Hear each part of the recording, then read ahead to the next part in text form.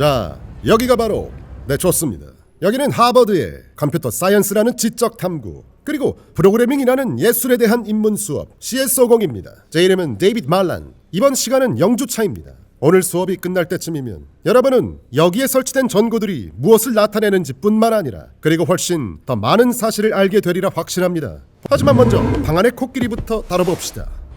그 존재는 바로 AI입니다. 지난 몇 년간 어디에나 있는 것처럼 보였고 사람들은 AI가 프로그래밍의 판 자체를 완전히 뒤집을 거라고 말해왔죠. 네, 전적으로 100% 팩트입니다. 사실 지난 몇 년간 이미 그래왔고 앞으로는 더욱더 심화될 겁니다. 하지만 이건 엄청나게 흥미진진한 일입니다. AI의 확산이 좋은 현상이라고 생각해요. 쫄지 마십시오. 이제 여러분은 어떤 형태로든 AI를 사용해서 컴퓨터에게 문제 해결을 도와달라고 부탁할 수 있습니다. 코드에 있는 버그나 실수를 찾아달라고 할 수도 있죠. 더 좋은 건 소프트웨어에 어떤 기능을 더 추가하고 싶은지 AI에게 말만 하면 된다는 겁니다. 이건 정말이지 거대한 변화입니다. 업계에서는 수십 년 동안 인간이 직접 제품을 만들고 문제를 해결해 왔습니다. 하지만 냉정하게 말해볼까요? 문제는 바로 여러분과 저, 즉 우리 인간이 오랫동안 병목이었다는 사실입니다. 하루 동안 일할 수 있는 시간은 뻔하고 팀원 숫자도 빤했으니까요. 하물며 해결하고 싶은 버그와 구현하고 싶은 기능은 너무나도 많습니다. 하지만 동시에 여러분은 여전히 기본을 이해해야 합니다. 애초에 이 수업의 이름이 왜 CS, 즉 컴퓨터 사이언스겠습니까? 사실 이 수업은 단 한 번도 코딩 기술을 가르치는 수업이었던 적이 없습니다. 코딩을 할 줄 안다는 것은 그냥 이 수업을 듣다 보면 생기는 일종의 부작용 같은 겁니다. 마치 심장약을 개발하다가 뜻밖에도 무언가를 고추 세우는 기적의 약이 탄생했듯이요. 이 수업의 가장 큰 목표는 생각하는 방법을 가르치는 겁니다. 입력을 받아서 올바른 출력을 만들어내는 법, 그리고 이런 도구들을 마스터하는 법 말이죠. 학기가 끝날 때쯤이면 여러분은 스크래치뿐만 아니라 C 언어, 파이썬, SQL, HTML, CSS, 자바스크립트 같은 언어들과 친숙해집니다. 결국엔 스스로 답을 찾는 법을 깨우치게 되고 여러분 생각을 컴퓨터가 그대로 실행하도록 만들게 될 겁니다. 하지만 명심하세요. 핸들은 여러분이 잡아야 합니다. 여러분은 기계에 끌려다니는 승객이 아니라 이 시스템을 완전히 장악한 설계자여야 하기 때문입니다. 이게 제가 생각하는 여전히 컴퓨터 과학의 기본기를 배워야 하는 이유입니다. 그래야 여러분이 무엇을 말하고 있는지, 실제로 무엇을 해결할 수 있는지 알 수 있으니까요. 우리는 예전에도 이런 일을 겪었습니다. 계산기가 처음 나왔을 때 말이죠. 하지만 수십 년이 지난 지금도 덧셈, 뺄셈을 하는 기술은 여전히 가치가 있습니다. 제 대학 시절 수학 시간을 떠올려보면 미분과 적분을 푸는 그 빌어먹게 많은 방법들을 배웠던 기억이 납니다. 그런데 한 6번째 방법을 배울 때쯤 이런 생각이 들더군요. 오케이, 원리는 알겠어. 이해했다고. 근데 내가 굳이 이렇게 많은 방법을 다 알아야 하나? 여기 AI와 코드 세계에서도 마찬가지입니다. 여러분이 아이디어를 마스터하고 나면 그 다음부터는 부조종사나 조수에게 기대어 문제를 해결하면 됩니다. 자, 그럼 우리가 직접 한번 해볼까요? 여러분이 조만간 직접 하게 될 일을 살짝 맛만 보여드리겠습니다. 제가 비주얼 스튜디오 코드, 즉 VS 코드라는 프로그램을 열어보겠습니다. 이건 오픈 소스이고 무료 소프트웨어인데 실제로 현업 개발자들이 코드를 짤 때 사용하는 툴입니다. 기본적으로는 여러분에게 익숙한 윈도우 메모장이나 맥에 있는 텍스트 편집기와 비슷합니다. 어쩌면 구글 닥스와도 비슷하죠.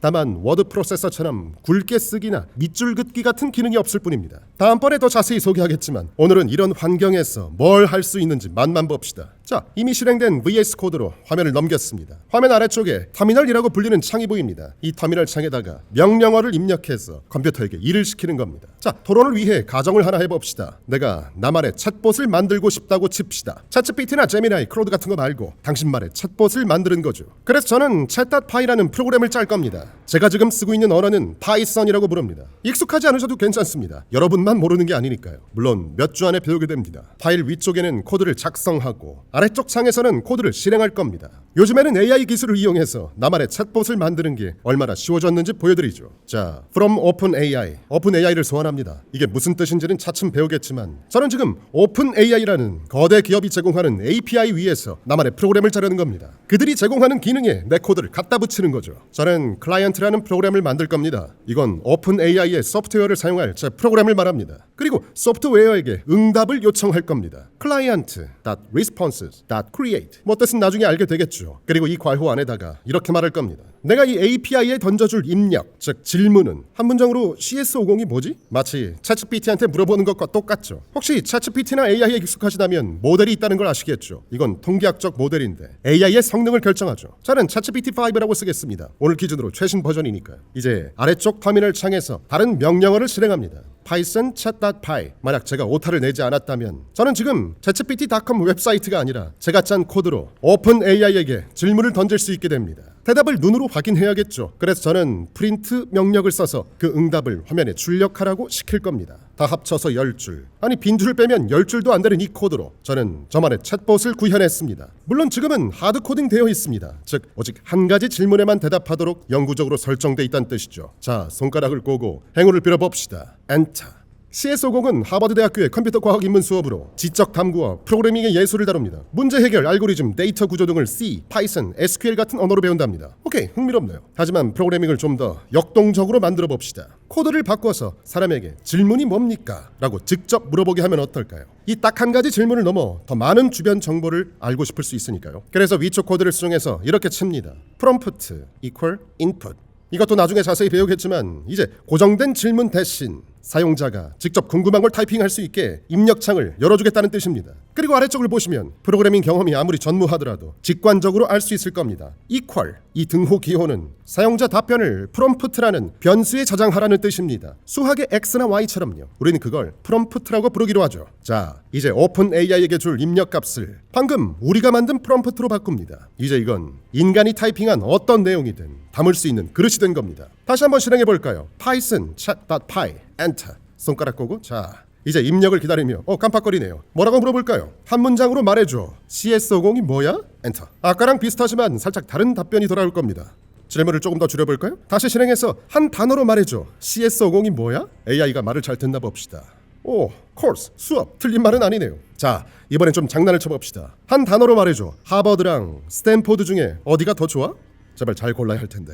Depends, 케바케임. 오케이, AI가 넘어오질 않네요. 하지만 제가 이 코드에서 계속 뭘 하고 있는지 보세요. 저는 인간으로서 계속 한 문장으로 해줘, 한 단어로 해줘 라고 프롬프트를 입력하고 있습니다. 만약 AI가 특정한 방식으로 행동하길 원한다면 아예 기본 시스템 자체한테 그렇게 행동하라고 미리 말해두면 되지 않을까요? 그러면 인간이 매번 한 문장으로 해줘 라고 말할 필요가 없을 테니까요. 그래서 요즘 업계에서 자주 이야기하는 기능을 하나 도입해 보겠습니다. 사용자가 입력하는 사용자 프롬프트뿐만 아니라 여기에 시스템 프롬프트라는 걸 추가하는 겁니다. AI가 준수해야 할 표준 지침을 설정해 보죠. 예를 들어 대답을 한 문장으로 제한해 라고 적는 거죠. 그리고 이제 오픈 AI에게 유저의 질문뿐만 아니라 시스템 프롬프트라는 변수에 담긴 이 지침까지 같이 전달하는 겁니다. 즉 저는 똑같은 서비스를 이용하고 있지만 이제는 한 문장으로 대답해 라는 말을 매번 칠 필요가 없게 된 겁니다. 터미널로 돌아가서 다시 실행해 봅시다. 이제 저는 그냥 CS50이 뭐야? 라고만 물어도 네, 역시나 아주 간결한 한 문장짜리 정답이 나옵니다. 하버드 대학교의 대표적인 컴퓨터 과학 입문 강좌입니다. 정확하네요. 자, 이제 더 재밌는 걸 해봅시다. 요즘 GPT들은 일종의 성격을 가질 수 있다는 사실을 아실 겁니다. 우리가 원하는 대로 행동하게 만들 수 있죠. 시스템 프롬프트에 들어가서 좀 엉뚱한 걸 시켜봅시다. 너 고양이인 척 해봐. 자, 마지막으로 한 번 더 실행해 봅시다. 질문은 똑같이 CS50이 뭐야? 라고 할 겁니다. 마지막으로 엔터를 딱 치면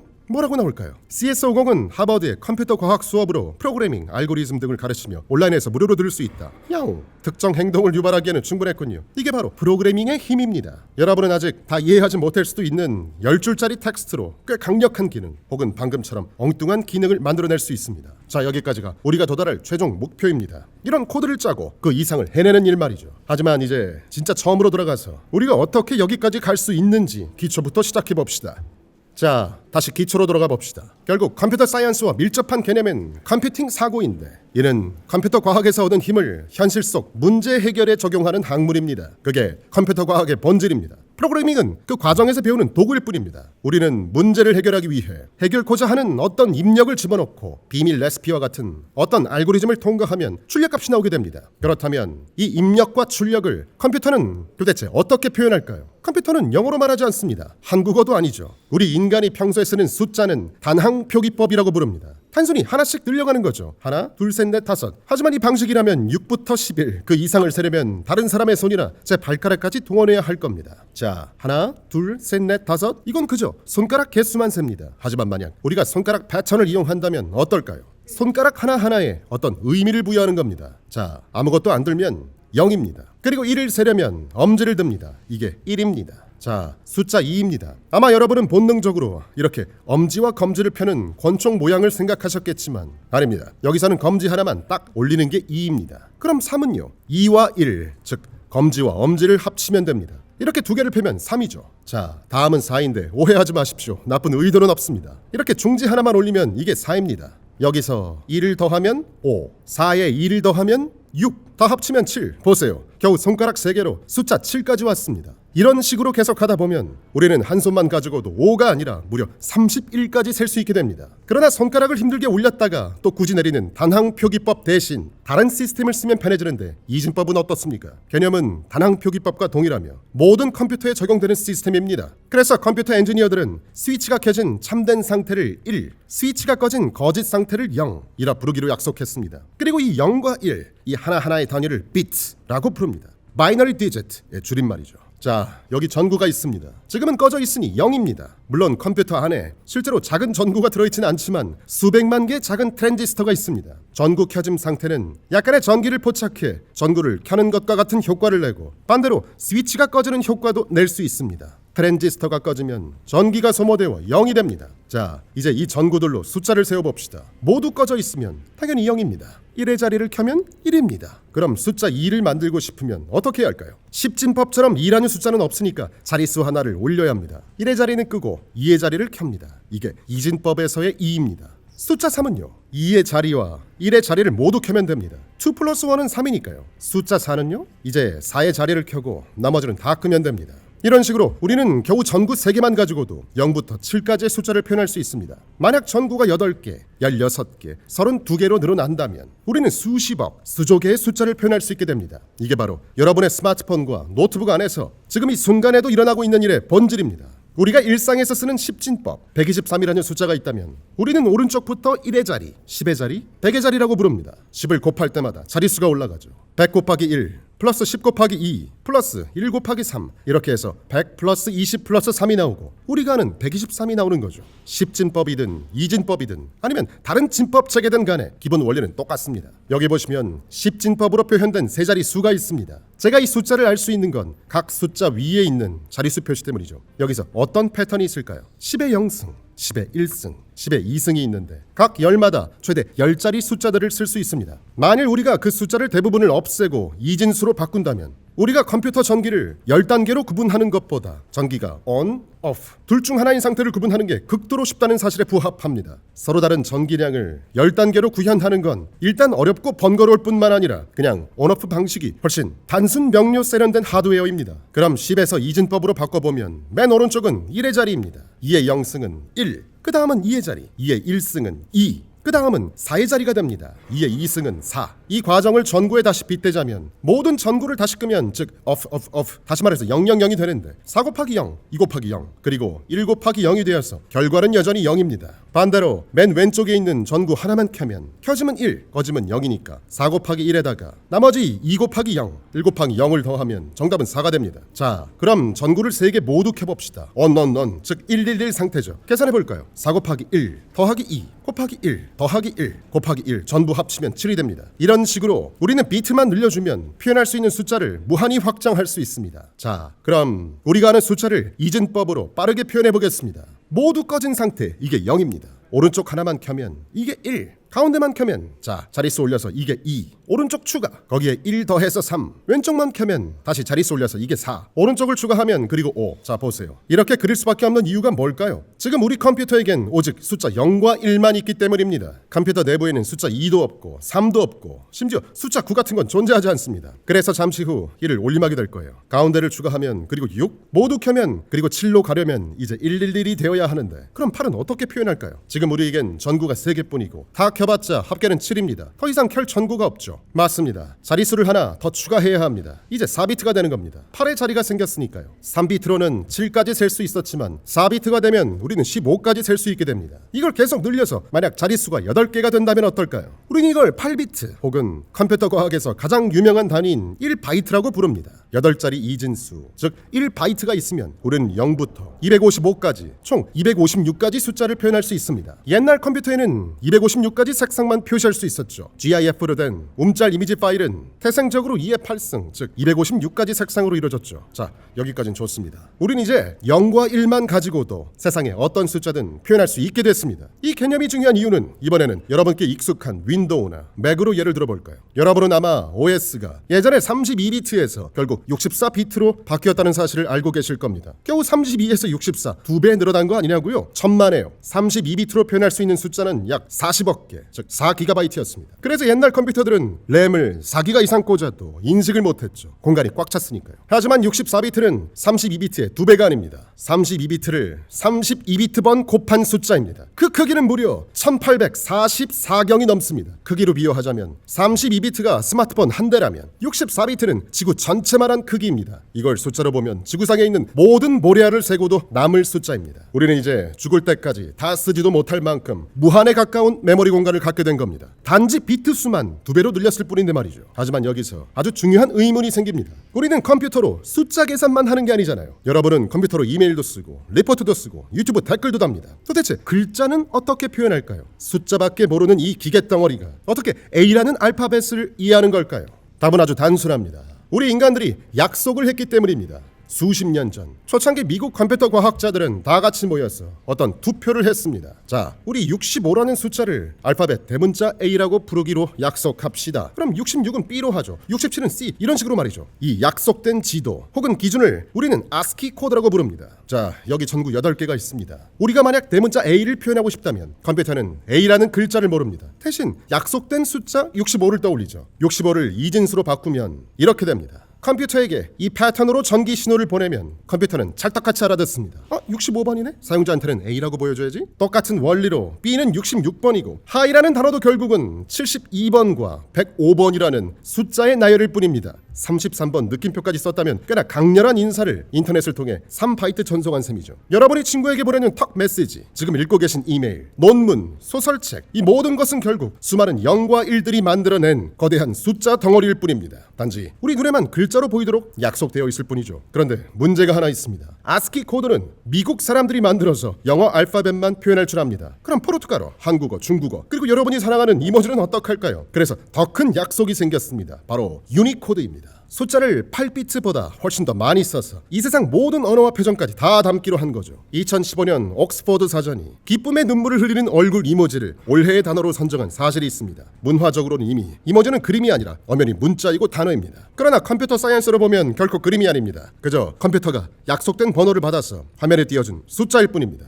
그럼 더 복잡한 건 어떨까요? 우리가 매일 보는 사진, 그리고 지금 여러분이 보고 계신 이 유튜브 영상은요, 이것도 전부 숫자일까요? 네, 100% 숫자입니다. 여기 사진이 한 장 있습니다. 이 사진을 확대하고 더 깊이 확대해보면 무엇이 보이나요? 결국 수많은 점들이 보입니다. 우리는 이 점 하나하나를 픽셀이라고 부릅니다. 픽처 엘리먼트의 줄임말이죠. 각각 이 픽셀은 색깔을 갖고 있습니다. 하지만 컴퓨터는 노란색, 보라색 같은 단어를 모릅니다. 대신 컴퓨터는 미술 시간과는 다르게 세 가지 색의 빛을 섞습니다. 바로 빨강, 초록, 파랑. 우리가 흔히 RGB라고 부르는 거죠. 컴퓨터는 이 세 가지 색에 숫자를 부여합니다. 빨강을 얼마나 섞을까? 72만큼, 초록은 200만큼, 파랑은 0만큼. 이렇게 숫자 3개만 있으면 이 세상 그 어떤 색깔도 다 만들어낼 수 있습니다. 빛의 세계에서는 빨강과 초록을 섞으면 노란색이 되고 세 가지를 전부 섞으면 하얀색 빛이 되니까요. 결국 정리해봅시다. 여러분이 보는 이 화면 속 제 얼굴, 뒤에 있는 배경, 그리고 자막까지, 이 모든 것은 그저 수백만, 천만 개의 픽셀들이 모인 것이고, 그 픽셀들은 다시 RGB라는 숫자들로 이루어져 있으며, 그 숫자들은 결국 가장 밑바닥에서 수많은 전구들이 켜지고 꺼지는 이진법의 댄스 파티일 뿐입니다. 동영상은요, 그건 그냥 이 숫자 덩어리들을 1초에 30번, 60번씩 빠르게 바꿔치기해서 움직이는 것처럼 보이게 만든 착시에 불과합니다. 이것이 바로 컴퓨터 과학자들이 세상을 표현하는 방법, 데이터의 표현입니다. 자, 이제 컴퓨터 과학의 꽃, 알고리즘 이야기를 해봅시다. 알고리즘이란 단어는 뭔가 거창하고 어렵게 들리지만 사실은 문제를 해결하는 단계별 지침에 불과합니다. 인풋을 받아서 원하는 아웃풋을 내놓는 순서도 레시피 같은 거죠. 여기 이제는 역사 속 유물이 되어버린 전화번호부가 한 권 있습니다. 이 두꺼운 책에는 수많은 사람 이름과 번호가 적혀 있습니다. 자, 여기서 마이크 스미스라는 친구를 찾는 게 오늘의 문제입니다. 서울에서 김서방 찾기죠. 우리의 인풋은 이 전화번호부입니다. 우리가 원하는 아웃풋은 마이크 스미스의 전화번호 혹은 이 책에는 스미스가 없다라는 결과겠죠. 둘 중 하나입니다. 자, 어떻게 찾을까요? 가장 단순하고 무식한 알고리즘부터 시작해봅시다. 첫 번째 페이지를 펴니다. 여기에 스미스가 있나요? 아니요. 여긴 A로 시작하니까 없네요. 그럼 다음 장, 또 다음 장, 그 다음 장. 이 알고리즘은 정확할까요? 네, 정확합니다. 제가 한 장도 빠뜨리지 않고 끈기 있게 넘기기만 하면 스미스가 이 책에 있는 한 반드시 찾아낼 테니까요. 하지만 이 방법은 효율적일까요? 전혀 아닙니다. 이 책이 1000페이지라면 저는 1000번을 넘겨야 합니다. 만약 스미스가 맨 마지막 장에 있다면 저는 오늘 집에 못 갈지도 모릅니다. 그럼 속도를 좀 높여볼까요? 한 번에 2장씩 넘기는 겁니다. 2, 4, 6, 8, 10. 확실히 아까보다는 2배 빠르겠죠. 하지만 이 알고리즘에는 치명적인 버그가 있습니다. 만약에 운 나쁘게도 마이크 스미스가 제가 건너뛴 그 페이지 사이에 있다면요, 저는 끝까지 책을 다 넘겨보고도 스미스가 없다 라고 잘못된 결론을 내릴 겁니다. 이건 알고리즘이 고장난 거죠. 물론 방금 넘긴 페이지를 다시 확인한다 라는 지침을 추가하면 해결되겠지만 그래봤자 여전히 느립니다. 우리는 본능적으로 알고 있습니다. 이런 식으로 사람을 찾는 건 미친 짓이라는 걸요. 우리는 훨씬 더 직관적이고 더 빠른 방법을 이미 알고 있습니다. 자, 멍청한 방법은 이제 그만두고 우리가 본능적으로 알고 있는 훨씬 더 똑똑한 방법을 써봅시다. 우리는 보통 어떻게 찾나요? 첫 페이지부터 넘기는 사람은 없습니다. 대충 중간쯤을 펴겠죠. 자, 딱 절반을 폈습니다. 여기를 보니 M이 아니라 T로 시작하네요. 그렇다면 마이크 스미스는 어디 있을까요? 왼쪽 뭉치에 있을까요? 오른쪽 뭉치에 있을까요? 당연히 왼쪽에 있겠죠. M은 T보다 앞에 오니까요. 그 말은 즉 이 오른쪽 절반은 스미스를 찾는 데 있어서 완전히 100% 쓸모없는 쓰레기라는 뜻입니다. 그렇다면 오마이갓, 우리에겐 이 부분이 더 이상 필요 없습니다. 갖다 버리세요. 자, 이제 문제가 절반으로 줄었습니다. 500페이지만 남았네요. 똑같은 짓을 반복해 봅시다. 또다시 중간을 펴니다. 이번엔 뭘까요? 바로 2네요. 우리가 찾는 M은 2보다 뒤에 있습니다. 그럼 이번엔 어느 쪽이 필요 없죠? 네, 여기 이 앞부분은 필요 없습니다. 과감하게 찢어서 버리십시오. 자, 이제 250페이지 남았습니다. 또 중간을 펴니다. 또 확인합니다. 또 중간을 펴니다. 또 확인합니다. 필요 없는 쪽은 버립니다. 또 반을 가르고 버리고, 또 반을 가르고 버리고. 이 짓을 몇 번만 더 반복하다 보면 결국 우리 손에는 단 한 장의 종이만 남게 됩니다. 바로 마이크 스미스가 적혀있는 그 페이지죠. 자, 방금 우리가 몸으로 했던 이 전화번호 붙잡기, 이걸 컴퓨터가 알아들을 수 있는 말, 의사 코드로 정리해 볼까요? 우리가 했던 행동은 정확히 4가지 요소로 나뉩니다. 첫째, 함수입니다. 제가 전화번호부를 집어들어라, 펼쳐라 라고 했던 동사들이죠. 둘째, 조건문입니다. 만약 스미스가 페이지에 있다면 전화해라, 아니라면 스미스가 왼쪽에 있다면 이런 갈림길들이죠. 셋째, 물리언입니다. 스미스가 여기 있는가? 라는 질문에 yes or no로 딱 떨어지는 답을 내놓는 겁니다. 그리고 마지막 넷째, 가장 중요한 루프입니다. 세 번째 줄로 돌아가라, 즉 사람을 찾을 때까지 계속해서 반을 찢고 또 찢는 반복 행동입니다. 자, 이게 왜 그렇게 대단한 일일까요? 그래프를 한번 그려봅시다. 첫 번째 방법, 즉 한 장씩 넘기는 방법은 사람이 늘어나면 시간도 똑같이 늘어납니다. 100명이면 100초, 1000명이면 1000초. 그래프는 이렇게 지루한 직선을 그리며 올라갑니다.